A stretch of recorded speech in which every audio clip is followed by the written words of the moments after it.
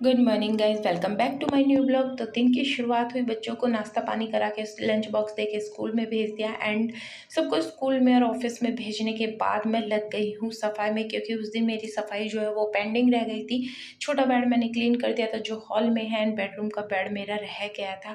तो फटाफट से देखिए मैंने गद्दे हटाए और आप देख सकते हैं कितनी डस्ट है। कहने के लिए तो बेड पर क्या ही डस्ट आएगी, बट आप देख सकते हैं डस्ट की से क्या हालत हो जाती है। थर्ड फ्लोर पे हमारा घर है तो बहुत ज़्यादा डस्ट आती है। तो गद्दे उतार के मैं लगी हूँ यहाँ पर डस्टिंग करने। सबसे पहले मैंने बेड किया क्लीन एंड उसके बाद सारा सामान निकालना शुरू कर दिया। और ये ब्रीफ केस आप देख रहे हैं, इनमें मेरी साड़ियाँ ही साड़ियाँ भरी हुई है।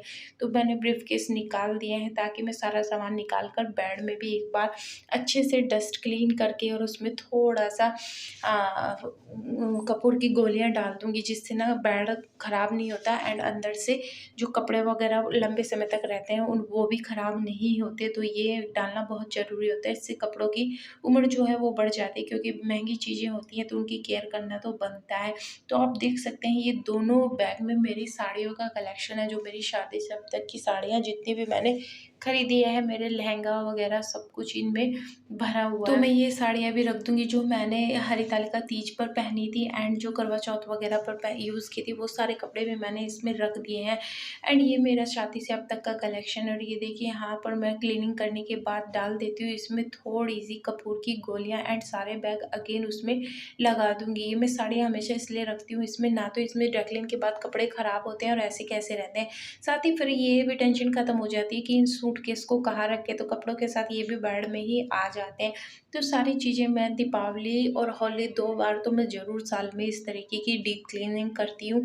और यहाँ मैं देख रही थी कि ये कैसा फैब्रिक है, क्योंकि मुझे कॉटन का फैब्रिक चाहिए था कुछ चीज़ बनाने के लिए। वो सरप्राइजिंग है, मैं फिर जब बनाऊँगी तो आपको दिखाऊँगी। तो यहाँ मैंने 2 टुकड़े निकाल लिए हैं, एक पिंक कलर का है एंड वाइट कलर का है। 2-2 मीटर के ये थोड़े से टुकड़े हैं जिनसे मैं कुछ बनाना चाहूँगी। ये शर्ट के कपड़े और कॉटन के बहुत ही अच्छे से हैं, तो मैं जो बनाऊँगी तो आपको दिखाऊँगी कि मैंने क्या बनाया है। उसके बाद मैंने अगले पोर्शन का भी सारा सामान निकालना शुरू कर दिया, ताकि इधर से भी बेड को खोलूँगी तो अच्छे से अरेंज कर पाऊँगी। बहुत सारे कपड़े हो जाते हैं गाइस, जो बहुत ज़्यादा यूज़ भी नहीं होते हैं एंड इधर-उधर जाते हैं तो कुछ ना कुछ मिलता रहता है, तो वो सारा भी भर जाता है। वैसे तो मैं जब तक घर से यही काम चलता है वैसे चला लेती हूँ, खरीदती नहीं हूँ ज़्यादातर, लेकिन कुछ चीज़ ऐसी हो जाती है कि वो नहीं पहनी जाती। तो मैं ये डिब्बे चेक कर रही हूँ कि इनमें क्या-क्या है। तो मैंने देखा किसी में ब्लैंकेट है, किसी में मेरे कार्डिगन है, किसी में मेरी साड़ी है। सारा सामान इसमें 80% सामान मेरा ही भरा हुआ है। और ये जो ब्लैक कलर का बैग देख रहे हैं आप, इसमें मेरा लहंगा है जो मेरी मम्मा ने मुझे दिया था मेरे बेटे के होने पे, कुआ पूजन के लिए ड्रेस दी थी। ये वो है, मैं फिर कभी आपको दिखाऊँगी अपना सारा कलेक्शन, क्योंकि अभी तो मैं कर रही हूँ सफाई। तो इसको क्लीन करने के बाद इसको कर दिया बंद एंड दूसरा बॉक्स मैंने इसी का खोल लिया है। और आप देख सकते हैं किनारे पर कितनी डस्ट है। तो सारा सामान निकालने के बाद मैं डस्टिंग करूँगी। और मेरी यहाँ को भी कुछ साड़ियाँ पड़ी हैं, जितना भी कपड़ा है ये सारा मेरा ही भरा हुआ है। कुछ सिले हुए कपड़े हैं तो कुछ बिना सिले हुए ही कपड़े हैं। और ये देखिए मैं डस्टिंग कर रही हूँ और आप देख सकते हैं जैसे कपड़ा मारा तो कितनी किनारे साफ़ हो गई, क्योंकि इतनी सारी डस्ट पता नहीं कहाँ से आ जाती है। घर में तो समझ में आता है, लेकिन बक्से के अंदर इतनी डस्ट कैसे हो सकती है, जबकि मैं साल में 2 बार बहुत अच्छे से डीप क्लीनिंग करती हूँ। तो ये सारा सामान मैंने यहाँ लगा दिया है एंड सामान को लगाने के आप देख सकते हैं कितना स्पेस बेड में निकल गया। मैं दूसरा बक्सा खोल रही हूँ जिसमें सारे मेरे सर्दियों के कपड़े हैं, गद्दे वगैरह, रजाइयाँ वगैरह। तो इनको निकाल के इसमें भी थोड़ी-सी कपूर की टैबलेट डाल दूँगी एंड इसकी भी कर दूँगी अच्छे से क्लीनिंग। और क्लीनिंग करते-करते यहाँ मैंने डस्टिंग क्लॉथ भी अपना खो दिया है, रजाई में लपेट के रख दिया। अब मैं भूल गई हूँ कि वो कहाँ है, तो मुझे वो उसकी भी ढूँढ मच गई। तो मैंने यहाँ सब साफ़ करने के बाद दोबारा से निकाला एंड उसको भी ढूँढा तो वो यहीं पर मिला। एंड इसको बंद करने के बाद अब मैं इसको दूसरी तरफ से खोलूँगी। इधर भी रजाइयाँ रखी हैं, ये डबल बेड की रजाई है और बहुत मुश्किल हो जाता है उठाना। ये डबल बेड का कंबल है एंड इधर भी सारे मैं क्लीनिंग करने के बाद कपूर डालूँगी। और मैं स्पेशली इसीलिए क्लीनिंग करती हूँ, क्योंकि इस साल में 6 महीने में कपूर ना जो बेड में हम डालते हैं वो ख़त्म हो जाता है। तो इसी बहाने सफाई होने के साथ-साथ ये कपूर भी डल जाता है। इससे जो गर्म कपड़े हैं, वूलन कपड़े होते हैं, वो सेफ़ और सिक्योर रखे रहते हैं, किसी तरह की भी उनमें कोई प्रॉब्लम नहीं होती। एंड जो छोटा-मोटा बैक्टीरिया वूलन कपड़ों में हो जाता है वो भी ख़त्म हो जाता है। तो फटाफट से कपूर की गोलियाँ वगैरह सब डालने के बाद बेड को अच्छे से क्लीन कर लिया और बहुत डस्ट इसके अंदर से निकली और सारी चीज़ें मैंने फिर से इसमें अरेंज कर दी। ये क्योंकि अरेंज करने के बाद ही इसमें जगह निकलती, और ये है बेडशीट, और ये दूसरा ये मैंने लहंगे का इसमें रखने की कोशिश की बट ये नहीं आया, तो मैं इसको खोल के बेड में रखूँगी। और मैंने जो 2 परात मेरी एक्स्ट्रा थी ये भी इसमें रख दी है। सारी चीज़ें करने के बाद ना जब बैग खुलता है ना तब पता चलता है कि हमारे पास कितना सारा सामान है जो ऐसे ही पड़ा रहता है, और बहुत सारी चीज़ें यूज़ होती हैं, बहुत सारी नहीं होती। तो फटाफट से क्लीनिंग करने के बाद गद्दे मैंने डाले और मैं पहुँची हॉल में। जो भी एक्स्ट्रा सामान या रिटायर कपड़े बच्चों के मैंने निकाले थे, आप देख सकते हैं छोटे-छोटे बेबी के कपड़े हैं। ये मेरा छोटा बेटा था तो उसके कपड़े हैं, ये रिटायर हो गए हैं और अब मैं इनको बैग में रख लूँगी यादों के तौर पर, क्योंकि बच्चों के कपड़े हमारे यहाँ रखे जाते हैं, फेंके नहीं जाते। 10 साल से पहले हम ये कपड़े ना किसी को दे सकते हैं, ना ही फेंक सकते हैं, तो ये हमें स्टोर करके रखने होते हैं। और इस बैग में 70% उस वही कपड़े रिटायर हुए रखे हैं, तो फिर आप देख सकते हैं। इसके बाद जो सारे कपड़े पड़े थे वो सारे मैंने अरेंज कर दिए हैं, एंड अरेंज करने के बाद पता नहीं कहाँ-कहाँ से कपड़े निकल आते हैं गाइस, मुझे तो यही समझ में नहीं आता। दिन भर मैं कपड़ों में लगी रहती हूँ, कभी सुखाना, कभी प्रेस करना, कभी फ़ोल्ड करना, लेकिन उसके बाद ओह माय गॉड! इसमें से दिवाली की सफाई जो होती है ना वो अलग ही लेवल की सफाई होती है। वैसे हम रूटीन में इतनी सफाई करते हैं कि घर में इतना कचरा नहीं होता, बट जब हम दीपावली की सफाई करने लगते हैं ना, पता नहीं कहाँ से इतना कचरा निकल आ जाता है। पहले भी जिस दिन मैंने सफाई की थी 2 से 3 बोरे भर के मैंने कचरा निकाला था, आप लोगों ने ब्लॉग देखा होगा तो। और ये मेरे बेटे की गाड़ी है, उसे बहुत पसंद है, आप देख सकते हैं इसके आँख, नाक, कान सारे वर्क करते हैं और मुझे भी ये बहुत अच्छी लगती है।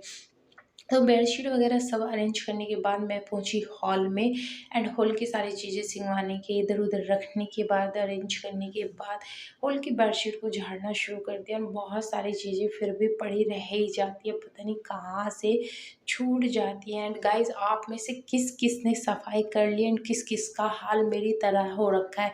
जितनी भी फेशियल वगैरह करके फेस पे ग्लो आई थी दीपावली की सफाई करने में, वो सारी बैंड बज चुकी है और रही से ही कसर जब निकल जाएगी, जब हम गाँव जाएँगे, क्योंकि वहाँ पे है खुला, एंड खुले में तो बहुत ज़्यादा डस्ट वैसे ही होती है और धूप का बहुत सारा काम है, तो बहुत ज़्यादा टैनिंग भी हो जाती है। तो भैया उसके लिए अपनी स्किन केयर भी लेके जाना पड़ेगा, एंड रेमेडीज़ भी यूज़ करनी पड़ेगी। तो अगर आपके फेस पे, आपके हैंड पे कहीं भी आपको भी टैनिंग है, या आप भी बहुत ज़्यादा सफाई करने के बाद आपकी स्किन डल हो गई है, तो आप मेरे चैनल पर जा सकते हैं, जहाँ मैंने एक से एक ब्यूटी टिप्स आपको दिए हैं। बहुत सारे नेचुरल मास्क ऐसे दिए हैं जिनको यूज़ करके आप भयानक से भयानक टैनिंग, डलनेस से छुटकारा पा सकते हो। और हेयर और स्किन की रिलेटेड जितनी भी आपको इश्यूज़ हैं, आप मेरे चैनल पर जाकर देख सकते हैं। लिंक मैं डिस्क्रिप्शन बॉक्स में दे चुकी हूँ, आप उसे वहाँ से देखिए। नेचुरल रिया पर जाकर विजिट कीजिए।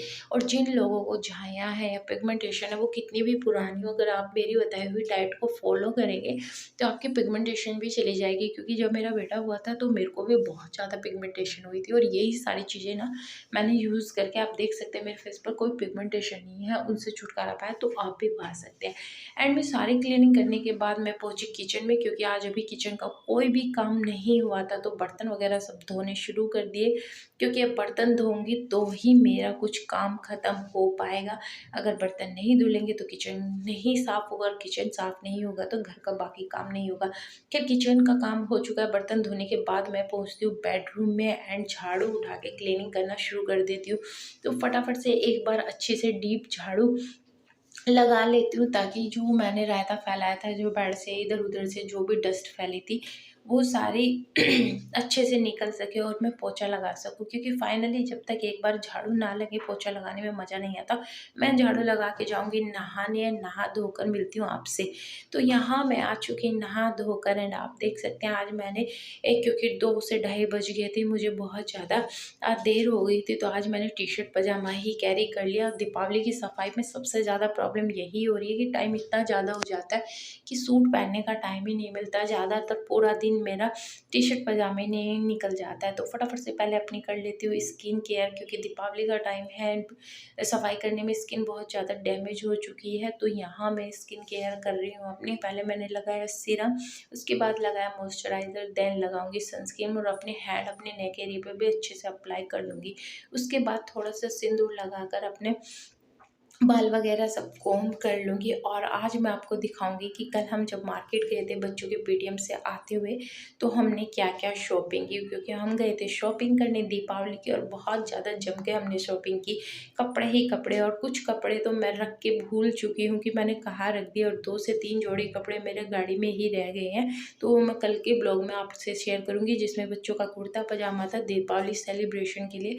और यहाँ मैं अपने बेटे की ड्रेसेस दिखा रही हूँ, जिस पे क्रोकोडाइल बना हुआ है, मेहंदी कलर की टी-शर्ट एंड पजामा है, एंड एक ग्रे कलर की टी-शर्ट और ब्लैक पजामा। और ये मेरी बेटी की दोनों टी-शर्ट है, ब्लू और कॉफ़ी कलर की, और ये उसका पजामा है पैंट जैसा, ये ट्राउज़र आजकल बहुत चल रहा है कार्गो टाइप। और ये है उसका प्रिंटेड पजामा जो वो रेगुलर बेसिस पर कैरी करती है। उसके अलावा मैंने की दीपावली की बहुत सारी शॉपिंग, तो आप देख सकते हैं ये स्टिकर्स हैं शुभ लाभ के, एंड ये है तोरंग, और मैंने लिया है इसमें लीफ बने हुए हैं, स्वास्तिक बने हुए हैं, और ये है लक्ष्मी जी के पैर जो मैं यहाँ पे भी लगाऊंगी, गांव में भी। एंड 2 तरह के कलश लिए हैं, छोटे और बड़े। तो आपने दीपावली की शॉपिंग की या नहीं हो, मुझे कमेंट करके ज़रूर बताइए। एंड एंड में देखिए ये है रंग बिरंगे फूल।